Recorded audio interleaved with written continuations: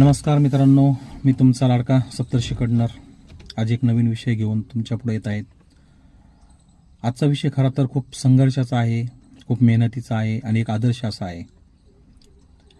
मित्रांनो, बीड जिल्ह्यातील सावरगाव घाट या छोट्याशा गावातनं सुरुवात करून ज्या व्यक्तीनं आपला प्रवास लाल दिव्याच्या गाडीपर्यंत आणला त्या व्यक्तीबद्दल मी आज बोलतोय.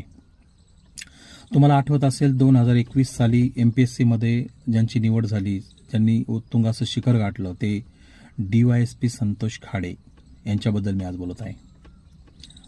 एक छोट्याशा गावातनं त्यांचा प्रवास, झेडपीच्या शाळेमध्ये शिक्षण, बीडमध्ये महाविद्यालयीन शिक्षण घेतलं आणि पुढं MPSCची तयारी चालू केली. स्वतःची स्वप्न साकार करण्याच्या त्या वयामध्ये त्यांनी वडिलांच्या स्वप्नाला स्वतःचं स्वप्न समजून मला जे काम करायचं आहे ते माझ्या आईवडिलांसाठी करायचं आहे. माझी आई सकाळी 6 वाजता कामाला चालू करते तर रात्री 11-12 वाजेपर्यंत काम करते. वडील पायाची टाच झिजेपर्यंत, खांदा झिजेपर्यंत काम करतायत ऊसाच्या क्षेत्रामध्ये. बेलापूरमध्ये असलेल्या ऊसाच्या कारखान्यावरती ते आईवडील काम करायचे. रोज हातात कोयता होता, जनावरासारखं जीवन होतं.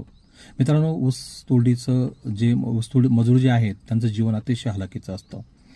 त्यांना प्रचंड कष्ट करावं लागतं आणि त्या प्रचंड कष्टाची जाणीव या अवलियावरती त्याचा प्रभाव पडलेला होता. मला माझ्या वडिलांच्या हातातला कोयता बंद करायचा आहे, मला माझ्या आईच्या हातातला कोयता बंद करायचा आहे. हा एक ध्यास त्यांच्या मनामध्ये होता आणि त्यांचं ते रोजचं संघर्षमय जीवन या संतोष खाडेजींना प्रेरणा देत होतं.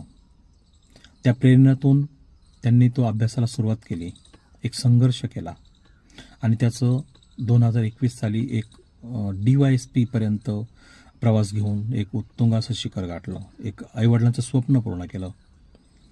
प्रत्येक आईवडिलांची अशी इच्छा असते की आपल्या पाल्यानं मोठं व्हावं, आपलं नाव कमवावं, आपल्या गावाचं, आपल्या राष्ट्राचं नाव कमवावं, असंच स्वप्न या संतोष खाडेजींच्या वडिलांचं होतं.